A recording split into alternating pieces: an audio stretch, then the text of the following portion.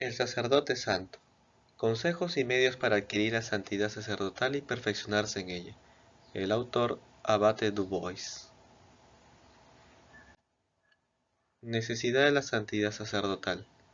Nunca el sacerdote puede ser excesivo en santidad, si ha de llevar cumplidamente el ministerio divino que le está confiado. Muchos sacerdotes están lejos de ser tan santos como deberían serlo. Cuanto más santo es el sacerdote, más glorifica a Dios, más almas salva y más seguro está de salvarse a sí mismo. Capítulo 1. Necesidad especial de la santidad en el sacerdote. Pruebas de esta necesidad. Un medio bien sencillo es leer las epístolas de San Pablo a Timoteo y Tito. Si con fe se hace de ellas un estudio profundo, el sacerdote tiene por fuerza que entrar en sí mismo y decirse con íntima convicción: soy sacerdote, debo ser un sacerdote santo.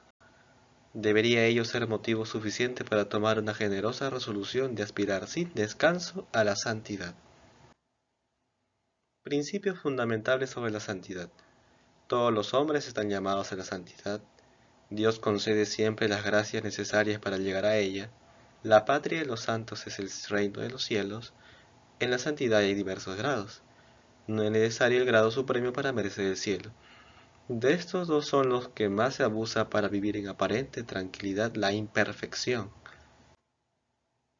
que por más que en la santidad hay diversos grados, ésta debe sin embargo ser mucho más elevada en unos sujetos que en otros, como en los religiosos y sobre todo en sacerdotes, pues teniendo con Dios relaciones más íntimas y frecuentes que los seglares, ejerciendo funciones que los ángeles mismos no pueden desempeñar, estando por razón el encargo de Estado santificar a los pueblos, recibiendo, en fin, de Dios diariamente y con abundancia notoria gracia de elección y predilección, ¿no es evidente acaso que por lo mismo los sacerdotes deben ser más santos, mucho más santos que los simples fieles, que jamás reciben semejantes favores? Cui multum datum es, multum quaeretur ab eo. Tenemos por ejemplo a la Virgen María, a San Juan Bautista y a los ángeles. ¿Cuál deberá ser la santidad del sacerdote? ¿Dónde hallar una dignidad semejante a la que se le confirió el día de su última ordenación? ¿Quién podrá nunca dar de ella cabal y exacta idea? Mirad al sacerdote en el ejercicio de un acto cualquiera de su ministerio, y si a la luz de la fe examináis la función que desempeña, infaliblemente os habrá de impresionar la excelencia del acto. El hombre ha desaparecido desde que soy sacerdote, y Jesucristo es quien vive en mí.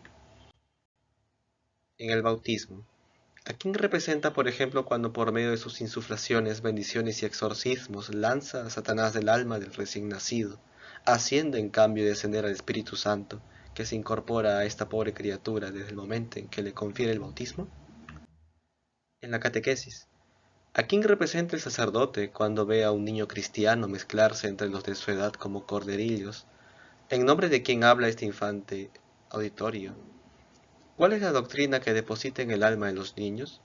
¿Es suya, por ventura, o es de Dios mismo la palabra que cae de sus labios? En la prédica.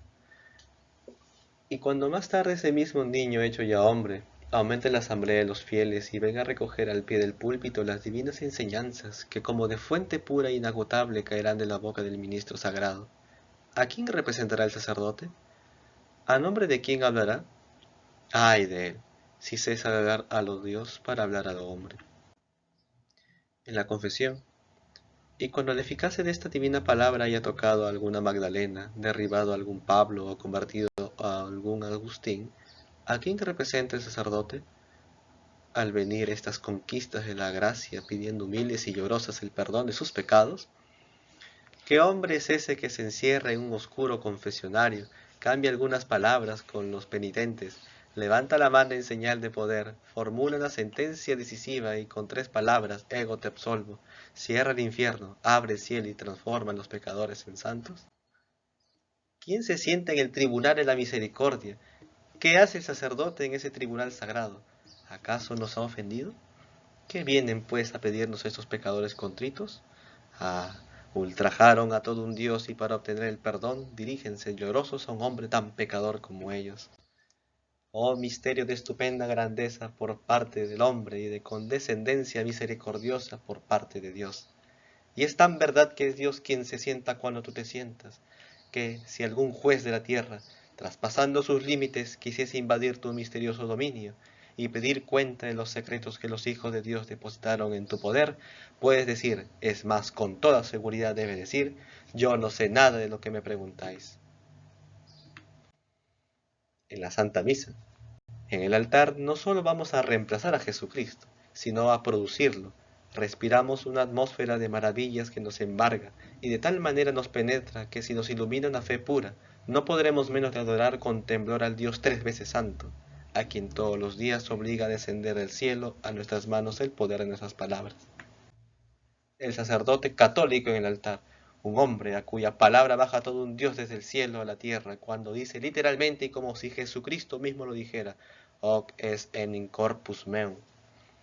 Con solo 5 palabras obra el misterio de la transubstanciación, inmola al Hijo, tiene en éxtasis a la corte celestial, hace llover diluvios de gracia sobre la tierra, detiene rayos suspendidos sobre millares de pecadores, arranca almas del fuego del purgatorio y refrigera a los que todavía no pueden salir de él. Es en verdad un hombre, pertenece a la masa común de los hombres, y los ángeles que le acompañan, los ángeles que le envidiarían su dignidad si de envidia fueran capaces. Hagamos un alto, repleguémonos en nuestro interior y preguntémonos, ¿posible es que dignidades de esta naturaleza exijan meramente una santidad ordinaria a los que de ellas están investidos? ¿Es realmente lo que debe ser aquel sacerdote que se coloca no ya precisamente en la línea de los pecadores, sino en uno de los grados inferiores de la perfección cristiana? ¿Posible es que un sacerdote de tal conducta considere sin turbación y confusión la piedad de muchedumbre de fieles, tan inferiores a él en la escala de la grandeza como superiores en la de la santidad? ¿Tiene de sí propio los sentimientos elevados con que le favorecen esos piadosos fieles, que le consideran como la sombra de Dios mismo y que gradúan su santidad, como debiera él hacerlo por la sublimidad de sus funciones y la divinidad del sacerdocio? Subir al altar. ¿A quién se le ocurre decir que esto no exige una santidad sin mancilla? Sentarse en el santo tribunal para reconciliar, enfervorizar, perfeccionar e ilustrar a las almas. ¿Es esto obra de un sacerdote sin piedad? Subir al púlpito para anunciar, explicar, predicar a la muchedumbre. ¿Es esto llenar su deber de apóstol como siervo fiel? Ser a los ojos de los hombres la imagen de Jesucristo sobre la tierra. Ser su misionero y colaborador. ¿Puede hacerse esto y hacerse bien con un corazón frío, con una piedad lánguida, ni aun con una santidad ordinaria y común? Por lo demás, es tan evidente la necesidad de la santidad en el sacerdote. Descansa en principios tan sólidos, tan palpables, digámoslo así, que con un ligero conocimiento de ellos, aún el menos avanzado en la vida de la justicia cristiana, comprendería perfectamente y al primer golpe de vista la particular obligación que a todo sacerdote incumbe de ser un santo sacerdote. Jesucristo, en los años de su vida pública sobre la tierra, era seguido de numerosas turbas que le escuchaban, preguntaban y admiraban, y que al ver sus milagros exaltaban la santidad de su doctrina, confesando públicamente su divinidad.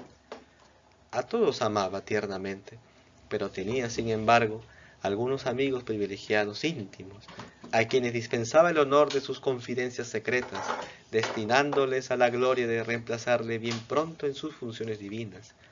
Ya se comprende que nos referimos a sus apóstoles y discípulos. ¿Quién tenía en aquel tiempo el deber de amar con más intensidad a Jesús?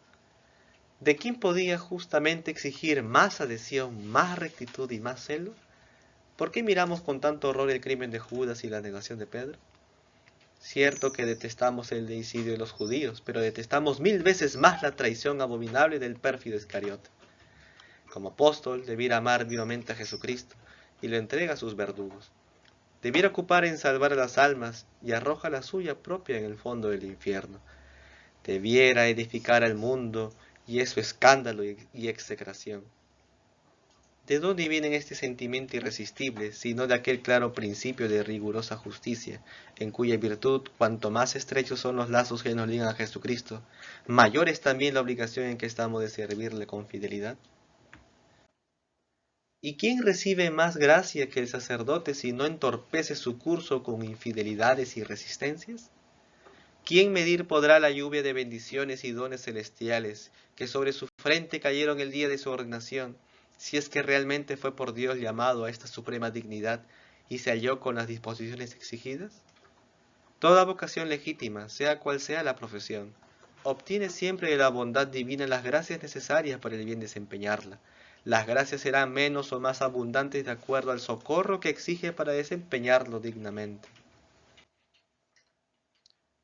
Obligado por razón de su ministerio a trabajar con ahínco, no solo en su propia salud, sino en la de las almas que se le confían, ¿quién duda de que, no pudiendo obstáculos, ha de recibir la plenitud de gracias para la necesidad de sus hermanos y de sí mismo? ¿Qué cúmulo de gracias no ha de menester el joven ordenando que, débil y sin experiencia, va a trepar la montaña de Dios, a hacerse su particular confidente, el ejecutor de sus grandes designios, el sacrificador de su Hijo, el perpetuo mediador, en fin, entre la tierra culpable y el cielo irritado? ¿Quién es capaz de saber la infusión de dones espirituales que se opera en el alma de este joven en el momento en que con verdad se le puede ya decir, tú et sacerdos in eterno?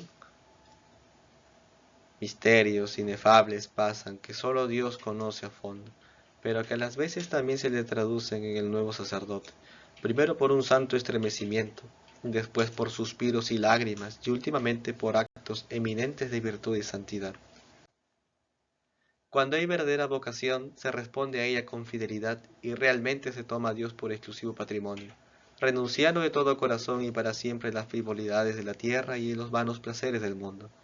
La sangre de Jesucristo, alimento cotidiano del sacerdote, cae sobre su alma como lluvia de gracias, comunicándole aquella fe que hace prodigios, aquellas virtudes que edifican, aquella caridad que abraza, y aquellos transportes de celo que impresionan y convierten a los pecadores más endurecidos. ¿No habrá Dios de pedir cuenta exacta al que las recibe? Dios permitirá al sacerdote que deje estériles las gracias dadas, relevándole del deber de utilizarlas en la adquisición de la santidad que le preceptúa. ¿Contentarase Dios en cambio de tan ricos dones con una santidad común y laica, si así hablar podemos? Recuerda, cui multum datum es multum queretur eo. El sacerdote es un salvador de almas, tal es su verdadero título. Sus pensamientos, sus palabras, sus actos todos, deben dirigirse a fomentar y asegurar la gloria de Dios por medio de esta santa obra. Este es el fondo de sus obligaciones, su deber de Estado y el punto fundamental sobre el que girará el interrogatorio que habrá de sufrir cuando un día el juez supremo le dirija estas palabras formidables. Rede rationem vindicationis tue. ¿Cómo podrá llenarla no siendo un sacerdote santo? ¿De qué ardor ha de poder disponer para correr en pos de las almas de los pecadores si se siente lánguido y tibio por la salud de la suya propia? ¿Qué fuego podrá comunicar a los otros si es de hielo para sí mismo? ¿Qué sacrificio se impondrá para salvar a los hermanos cuando respeto así el más débil obstáculo se detiene? Los santos arrastraban consigo al cielo a poblaciones inmensas, ¿y podrá darles algo quien está desnudo de virtudes y nada hace para llenar este vacío? Los seglares, aun los más perversos, quieren ver en nosotros aquello mismo que en sí no tienen ni piensan tener, es decir, una santidad extraordinaria, una perfección que corresponde a la alteza de nuestra dignidad. Esos hombres escandalosos que caminan por entre densas tinieblas, que se hallan saturados de vicios, que son frívolos, inconsecuentes, extraños a la religión y a cuanto con ella se relaciona, esos hombres quieren que el sacerdote sea un santo, y so pena de ser víctima de su mordacidad sarcástica, exigen que se eleve tanto en la esfera de la santidad cuando ellos bajan y se hunden en de la corrupción.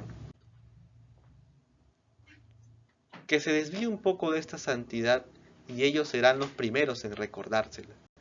Que no haga caso de sus avisos y ellos le harán sentir con esa ironía ofensiva y profundamente humillante para el sacerdote que sabe apreciar su malignidad, que él no es lo que debe ser, que mancilla su bandera, que se aseglara, que no tiene de sacerdote más que el traje, y hasta como hemos tenido el de oír alguna vez, que no creen lo mismo que predican. La impiedad más declarada lo rodea de respetos y lo colma de elogios. La lengua más envenenada exalta sus virtudes, su dulzura, su modestia, su graciosa sencillez, su desinterés, su vida de retiro y estudio, y todo este cortejo de virtudes que de continuo le acompañan, concílianle la estima universal, obligando a que los buenos y malos digan, ved ahí un verdadero sacerdote.